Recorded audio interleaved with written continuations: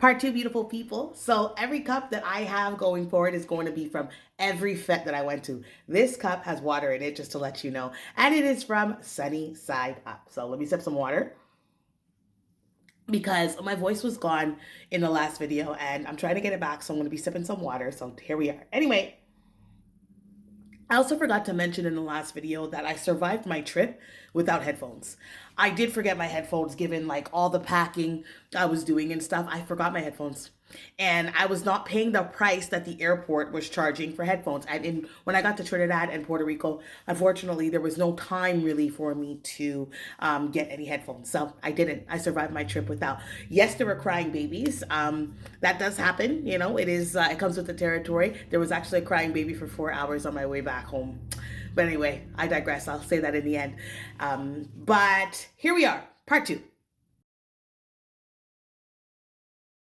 So when we finally get to Puerto Rico, and my suitcase comes off the conveyor belts, I have one wheel.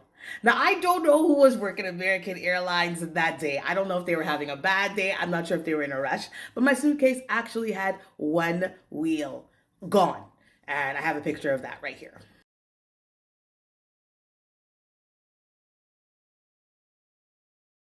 So I was like, okay, I can survive this. You know, I've survived worse, so whatever. So, of course, dragging that was fun. It was always great. It was great. Like I told you in the last story, we caught a taxi from the airport and we ended up going to the Airbnb that we rented and we slept there. It was cool. It was small. It was nice. It was good for the moment and stuff. Then we left the next morning straight to board of the cruise, the Epic Cruise. So here's how it works. The Epic Cruise, you do board in Puerto Rico. Even for next year, 2027, you board in Puerto Rico. My suggestion with that, though, would be to try to get, not like my Airbnb was far or anything like that, but for cost effectiveness, I would say to try to book a hotel or Airbnb near the port. I thought mine was near the port. Clearly, I didn't look properly, not gonna lie. So that was a little bit of my mistake, but definitely try to get something close to the port so that you can just go there, which is whatever, easy. So now we get to the lovely, lovely, huge, beautiful, epic cruise. And I am shocked because it's my first cruise ever. It is my first cruise ever in life, as mentioned before, and I'm like, wow, this is great.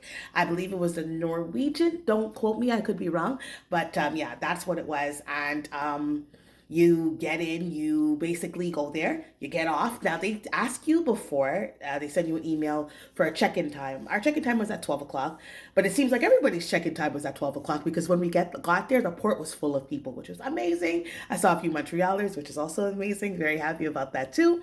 So you go in, and you give your suitcases to the people and then they bring it to your room afterwards. You keep your carry-on if you want because there's so many people, they let you go with what you want for the moment, and then after they put your luggage at your room. So that's how it works. When you go in, you check in, they ask you your name, they ask you for your passport, they ask you for all your ID, even though you've given it, because what you have to do before you board the cruise, when you choose your check-in time, you have to take a picture of yourself.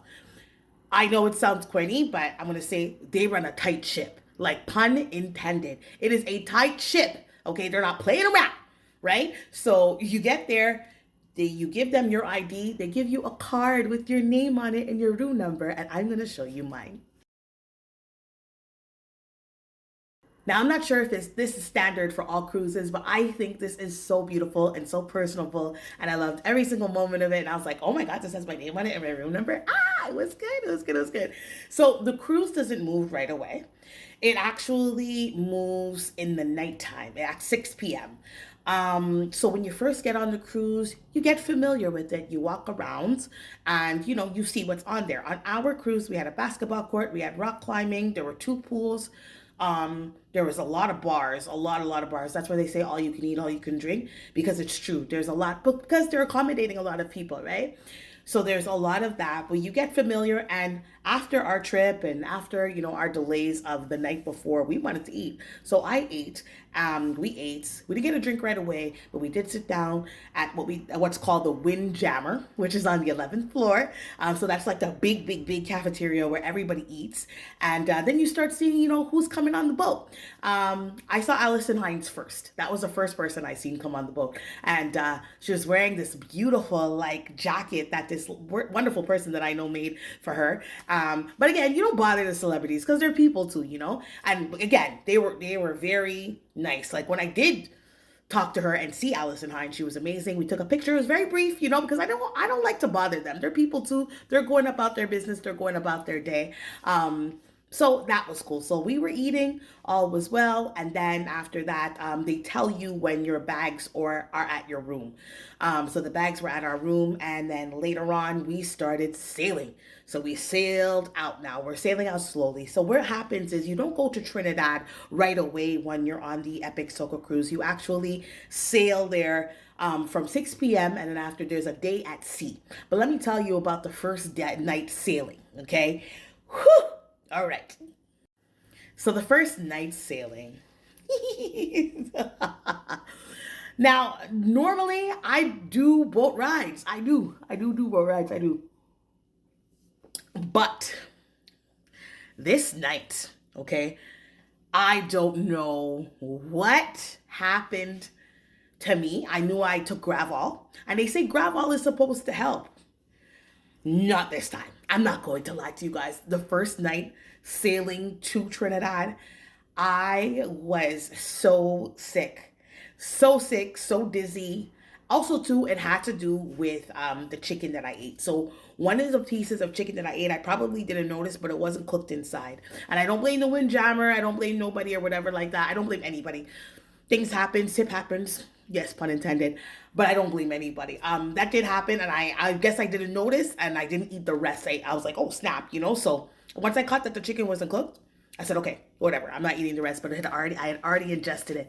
So a mix of the bad chicken and a mix of my seasickness had me rocking. I felt like I was moving, and the boat wasn't moving. But needless to say, there is a part between Puerto Rico and sailing over to Trinidad that the waters are super rough. So yes, the boat was jerking back and forth, but for me, it felt extra terrible because I was like, oh my God, what is happening? So I was moving in my head, my body was moving more than the boat.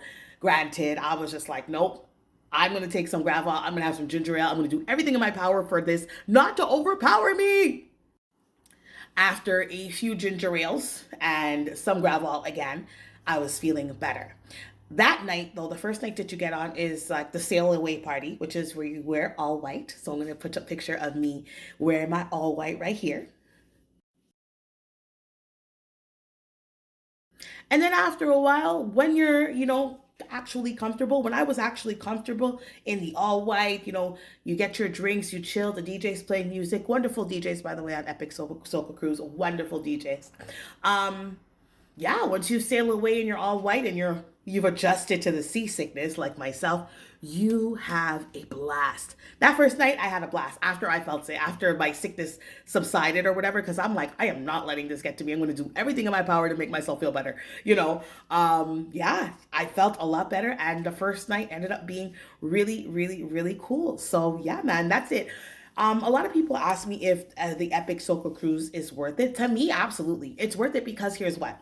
You don't have to worry about a place to sleep. You don't have to worry about food. You don't have to worry about drinks if you choose the all-inclusive package. And that's another thing. There are different packages for the Epic Soca Cruise where you can choose no drinks or drinks inclusive. We chose the drinks inclusive, because we didn't want to worry about it, right? So that's the thing. So that's the first night. And then after the next day, you sail. Like you're on the water. You're literally sailing to Trinidad, and it's nice, it's slow, it's serene, it's beautiful. Because one thing with the Epic Soca Cruise I could tell you is that they're always pumping soca. In the elevator, they're pumping soca. In the hallways, they're pumping soca. In the bathroom, they're pumping soca. So it is all that carnival vibe, and it is wonderful. So let me tell you about now when we reach to Trinidad.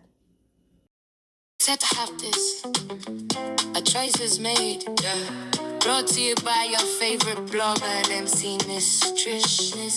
Spill that tea, flip that script, we don't miss. I don't like so you, so the question is, what would you do?